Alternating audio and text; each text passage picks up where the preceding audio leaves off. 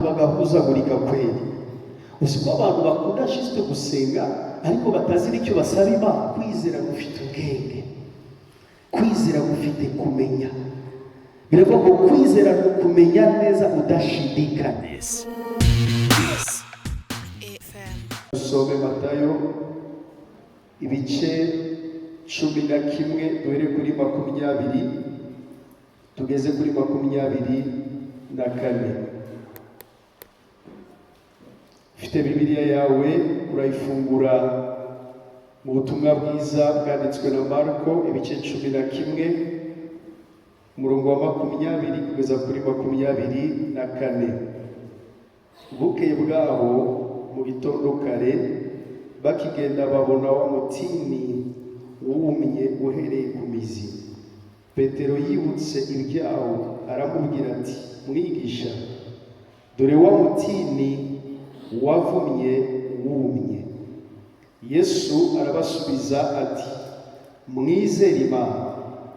Ndababwira ukuri yuko umuntu wese wabwira uyu musozi ati, shinguka utabwe mu nyanja, ntashidikanye mu mutima we, yizeye yuko icyo avuze gikorwa yakibona.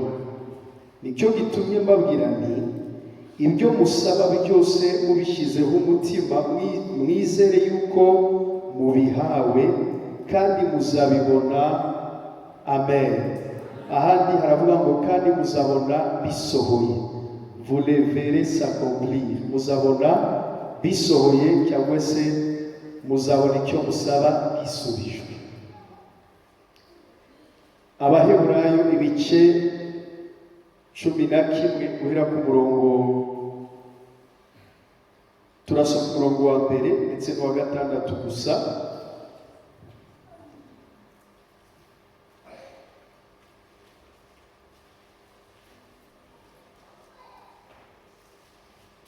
Umurongo wa mbere Abaheburayo ibice 11 haravuga ngo kwizera ni ukumenya rwose ibyiringirwa udashidikanya ko bitazaba, kandi niko kuduhamiriza ibyo tutareba ko ari by'ukuri.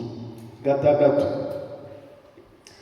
ariko utizera ntibishoboka ko ayinezeza, kuko uwegera Imana akwiriye kwizera yuko iriho ikagororera abayishaka. Amen. Nziko mwagize umugisha wo kwigisha Imana muri iki cyumweru muri iminsi 3 ishize. Ngira ngo ejo mwabanye n'umupasiteri witwa Shaka Steven, nawe dukorana umurimo, namubiri na pare mu bukwe, ariko itorero ryabo riba Kigali ryitwa Nyabugingo Worship Center. Ngira ngo ejo yarabivuze. Rero yarashimye cyane, yarambwiye ati wagize neza, wamuje n'abantu b'umugisha, twasenze tuganira ijambo ariko bananyakira ahantu heza. Ndamubwira ati iyo resitora, wageze kuri iyo resitora y'amavuta Reverend Coffee? Aravuga ati koko banyakiriye kuri Reverend Coffee. Ndagira ngo rero ibyo dukora byose Imana igomba kubonamo uruhare kandi ikabonamo umwanya wayo. Amen. Uyu mugoroba ndashaka kuvuga ku kirungo kidasanzwe kigomba kuboneka mu masengesho kugira ngo amasengesho abashe kugira imbaraga kandi abashe kugira umusaruro. Ijambo tugiye kuganiraho riravuga ngo gusengana kwizera. Gusengana kwizera. Haleluya. Biroroshye ngira ngo kubivuga no kubyumva. Abasenga bose suko basengana kwizera. Hashize igihe kitari kinini menye ijambo kubwanjye nibaza ko ari ukuri. Nasanze ko Imana yumva gusenga ariko isubiza kwizera. Amen. Janumva n'abanyarwanda tuvuga ngo nta sengesho ngo ry'umunyagara. Pastor Jean yanibaza isengesho uko ryahinduka umunyagara. ariko biba bivuga yuko nta sengesho na rimwe Imana itabasha kumva iyo warisenze uko ijambo ry'Imana ribisaba. Gusa Imana yumva gusenga. Gira mugenzi wangu, Imana yumva gusenga kwawe. Ibyo urimo gusengera muri iki cyumweru Imana irabyumva. Ariko iyo gusenga kwawe winjijemo ikirungo kitwa kwizera, ntabwo Imana yumva gusenga kwacu gusa, icyo gihe iranasubiza kubwo kwizera kwacu. Haleluya. Rero hano muri Matayo ibice 11, kandi mwumve ko bitoroshye kubwiriza cyangwa kwigisha imbere y'abigisha ba Bibiliya. Iyo ngiye mu mutwe wajyajemo Harvest numvisha uri kuko niga hano muri Mira College. Dufite n'umugisha wo kubana n'umushumba wigisha muri kaminuza ya teologiya, ariko ndifuza yuko ntigisha gusenga gusa, ahubwo gusenga guhinduka ubuzima bwanjye. Amen. Haleluya. Kugeza uyu munsi abakozi b'Imana batandukanye b'abahanga batanze ubusobanuro butandukanye ku bijyanye no gusenga, ariko nasanze gusenga umuntu arabyimenyera cyane iyo abikora. Haleluya. Iyo ubikora ushobora gusobanukirwa gusenga, ukamenya definition cyangwa ubusobanuro bushingiye ku ijambo ry'Imana no ku bumenyi, ariko nanone ukamenya gusenga ushingiye kuri experience cyangwa se ku nararibonye ryawe n'Imana mwahuriye mu gusenga. Haleluya. Haleluya. Uyu munsi hano muri Bibiliya umubajije ngo gusenga niki, yakubwira ati gusenga no gusenga uhigira Imana umuhigo, ukemura ikibazo Imana ifite mu mutima wawe. Eliya umubajije gusenga, yakubwira ati gusenga rero, gusenga no guhamagara ibitariho bikabaho, no guhagarika ibintu bigahagarara, no kuzimbura ibyazinzwe bikazinguka. Kuko yazinguye imvura cyangwa se yabohoye imvura mu kirere nyuma y'imyaka 3 n'amezi 6. Uyu munsi rero sishaka kuvuga ku busobanuro bwo gusenga, ndashaka kuvuga ngo hejuru mu gusenga kwawe, uko umuntu ateka inyama agashiramo ibintu byinshi, ibirungo byinshi, yaba yibagiwe umunyu, bikaba bidashobora kugira izo nyama ntizigire icyanga. Ni bande bazicyanga? Yes, inyama nubwo zaba zisa neza, zazindi ziba mu maresitora ahenze, ariko iyo nta munyu urimo, ofeti bategura n'umunyu ku ruhande kugira ngo uze kongeramo, urwane nuko ibyo ugiye kurya bibashe kugira gu cyangwa se icyanga. Uyu mugoroba rero sinzi amasaha mari imbere y'Imana, sinzi na za vocabulaire, amagambo meza afite injyana nziza ukoresha usenga, ariko naje kukwibutsa gusa ngo amasaha yose usenga na ya masengesho meza aryoheye amatwi ushobora gusenga, iyo nta kwizera kurimo ntagishobora gukoreka. Haleluya. So Yesu yari hamwe n'abigishwa be hano mu gice cya 11 muri Marko ku murongo wa 20, ngo bukeye bwaho mu gitondo kare bakigenda babona wa mutini wumye uhereye ku mizi. Uyu mutini babonye wumye, bari barawubonye utoshye usa neza. Amen. Bari barawubonye utoshye usa neza, ku buryo uyu mutini wakuruye n'amaso ya Yesu, yibwira yuko ari buhabona imbuto nziza kuko yarashonje, agira ngo abone imbuto zo kurya arazibura. Arangije arakibona icyo giti cy'umutini, aravuga ngo kuko usa neza ariko nta mbuto wera, nta n'impamvu yo kubaho, arakivuma.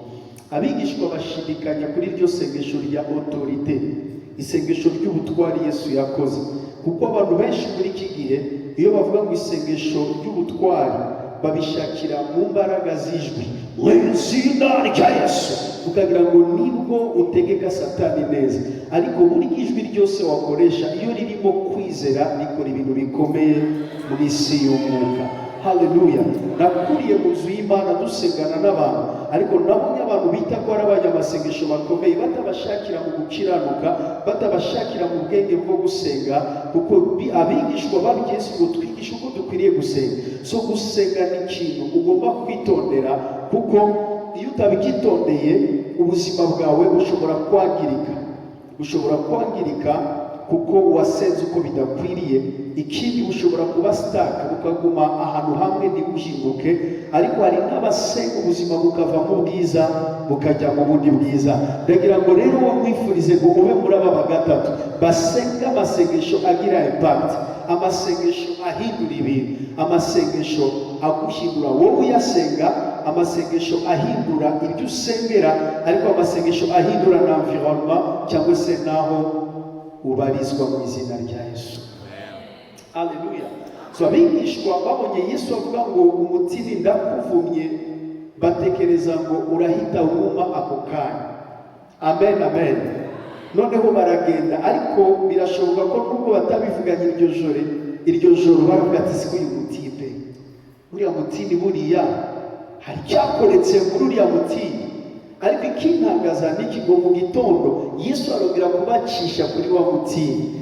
Igikomeye kurusha ibindi ngo babona ngo wumye uhereye mu mizi. Reka uyu mugoroba Imana igukemurira ikibazo ihereye mu mizi. Ofete iyo Imana irimo gukora ihereye mu mizi, abari kumwe nawe batekereza ko Imana itumvishe gusenga kwawe, batekereza ko nta kintu cyakoretse mu gusenga kwawe. Icyo nkundira Imana ihera mu bitagaragara igasoreza mu bigaragara. Imana ishimwe cyane. Haleluya. Barangije baratangara cyane, baratangara, vuga ngo baratangara. Ku murongo wa 21 Petero yibutse iby'uwo mutini, aramubwira ati mwigisha, dore wa mutini wavumye wumye. Bagira ngo Yesu aratangara, ariko Yesu we yarazi yuko akibivuga hari cyatangiye gukoreka. Haleluya. Dore ikintu ugomba kumenya mu gusenga, hari ibikifuzo bisubizwa mu buryo buri instantané, mu buryo bw'ako kanya, ariko hari ibindi bikifuzo bisubizwa muri process, mu rugendo, bisaba urugendo, bikemuka mu mwuka, ariko kugira ngo bike mu isi igaragara bigasaba igihe runaka. Ndagira ngo mubwire ngo nubwo iki cyumweru cyarangira ubona nta cyakoretse, bivuga ko nta cyakoretse. Wowe utegereze kandi wizere, ugisenga warumvise, mu gihe gikwiriye bizagaragara mu izina rya Yesu. Amasaha yacu arimo aragenda. Ndagira ngo uyu mugoroba turebe, ariko reka tubanze turebe icyo Yesu yamusubije. Yesu arabasubiza ati mwizere Imana.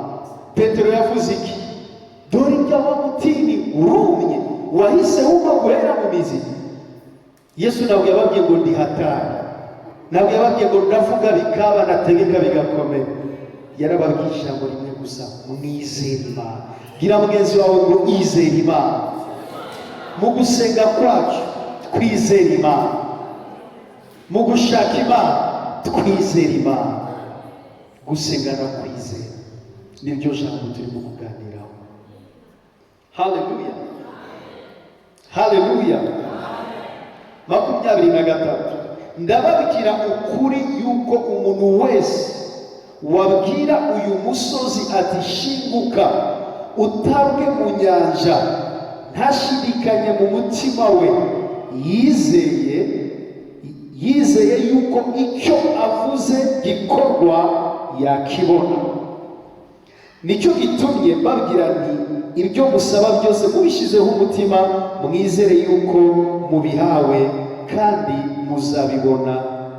Amen, amen.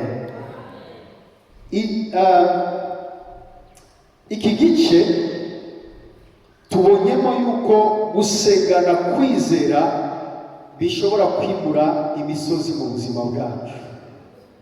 Haleluya.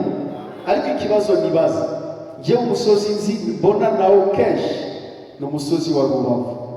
Ninde wanyereka amatwi y'umusozi wa Rubavu?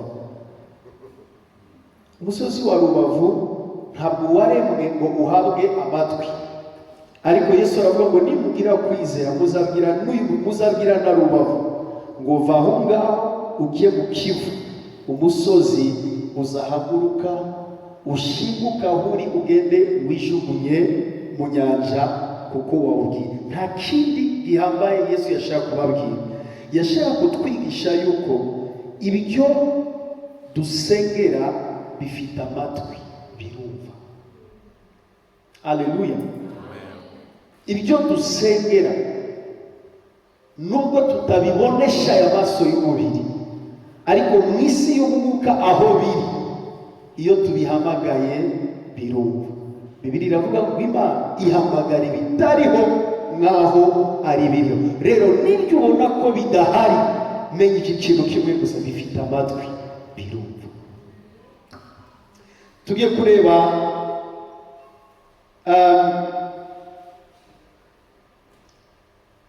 ibyo nise inzego eshatu zo kwizera mu gusenga, 3 dimensions de la prière. Inzego eshatu zo gusengana kwizera. Iyo umuntu asengana kwizera, hari inzego eshatu agomba gukoreramo. Urwego rwa mbere ni ukumenya neza icyo usaba. Menya neza icyo usaba Imana. Ndikibuka kera inshuro zirenze ebyiri twahuriraga dusenga mu rusengero n'abanyamasengesho. Noneho haza abavuga butumwa akavuga ati, wowe haguruka tubwire urimo urasengera iki kuri hamwe. Abantu bagahuzagurika kweli. Uzi ko abantu bakunda juste gusenga ariko batazi n'icyo basaba Imana. So kwizera gufite ubwenge, kwizera gufite kumenya. Biravuga ngo kwizera ni ukumenya neza udashidikanya. Donc ntushobora gusengana kwizera mu gihe utazi n'icyo usaba Imana. Ni bande twemezanya yuko hari abantu benshi basenga amasengesho menshi ariko bahuzagurika, batazi neza n'icyo basaba Imana. Nigeze kuba ndi mu modoka bampaye lift kera, none numva radio imwe y'Igoma, iyi radio yivuga butumwa, naratangaye. Umukozi w'Imana yarasenze asengera abantu, aravuga ngo nawe ngo nubwo waba udafite umugabo, Imana iguhaye abana. Noneho ndavuga none se uyu muntu usabiye abantu abana batabanje kugira abagabo, buriya urabizi hari igihe dusenga tukajya mu cyuka, ubwenge bukajya ku ruhande. Pawulo yaravuze ngo tuzasengeshe umwuka ariko dusengeshe n'iki? N'ubwenge, ibitekerezo. Baza mugenzi wawe ngo kuri muri iyi minsi y'amasengesho burya urimo urasaba Imana iki?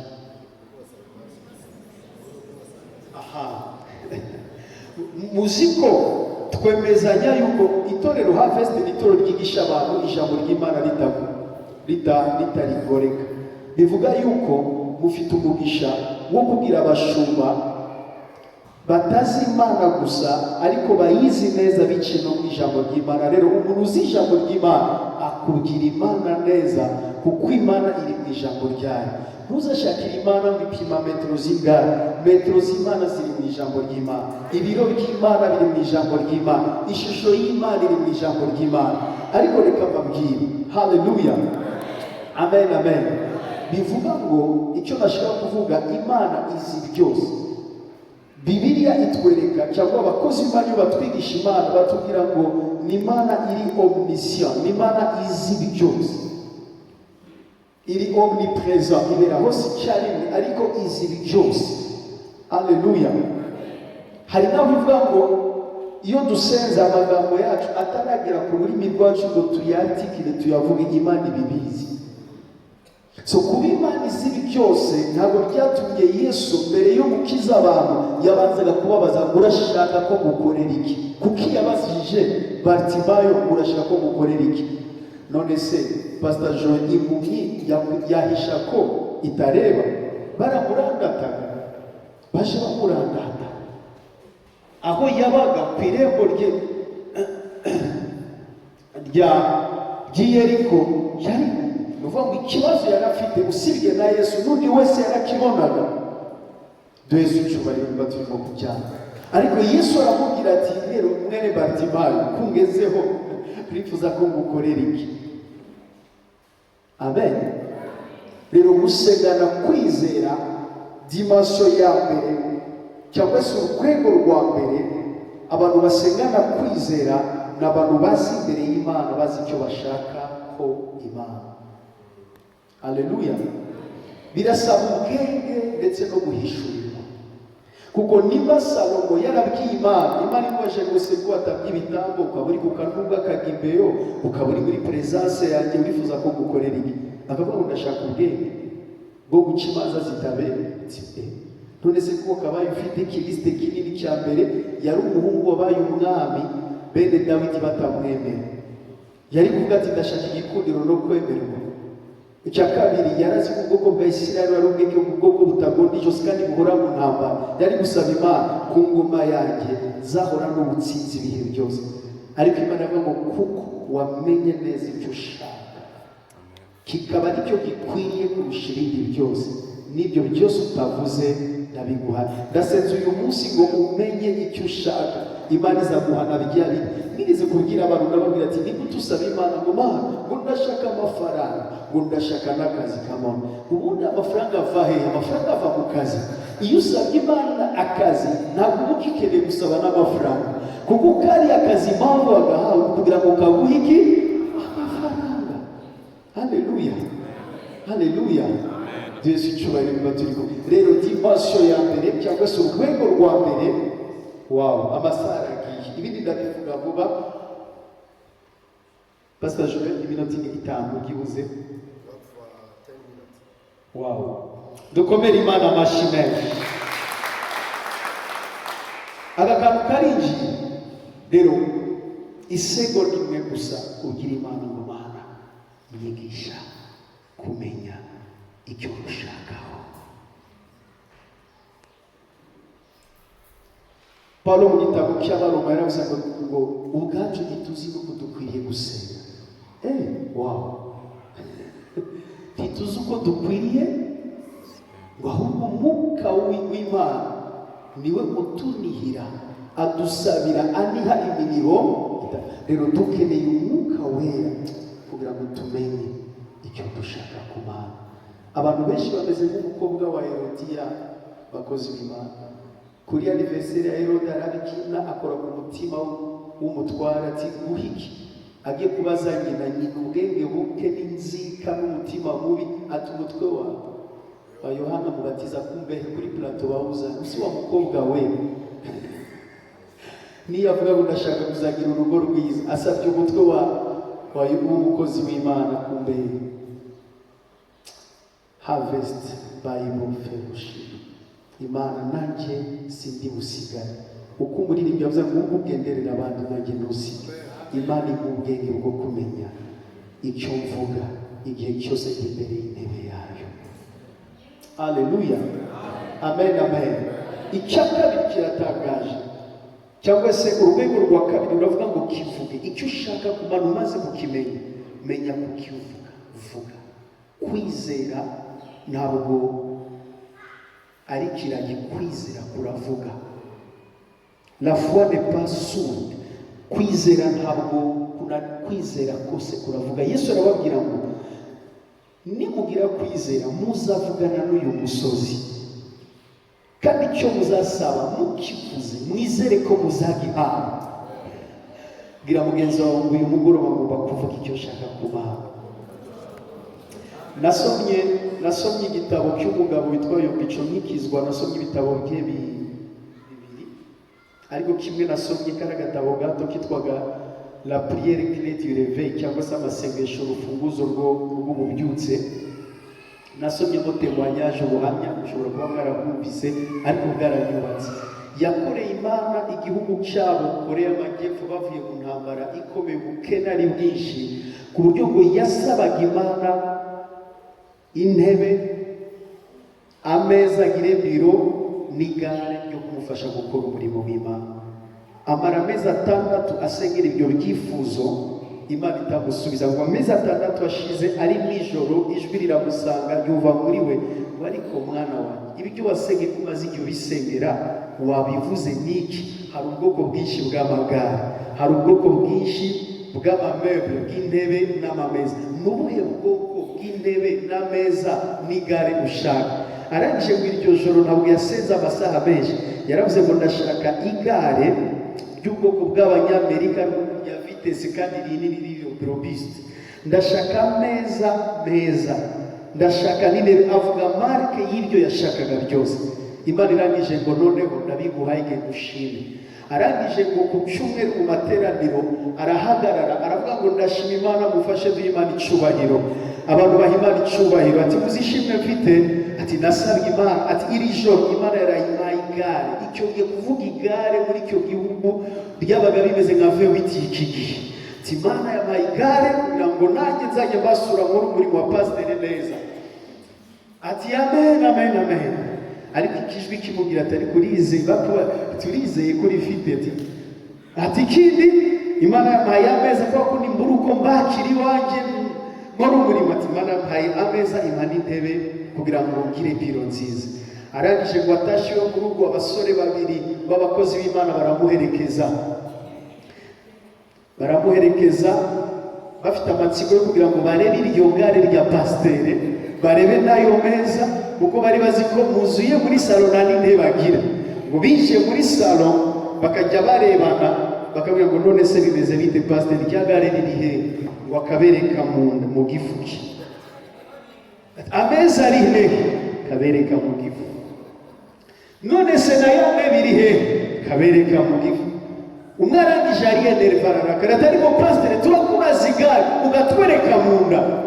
Ati none se wowe reka mubaze, igihe mama wawe yari afite inda yawe ufite amezi 3 wari uriho? Ati nari ndiho.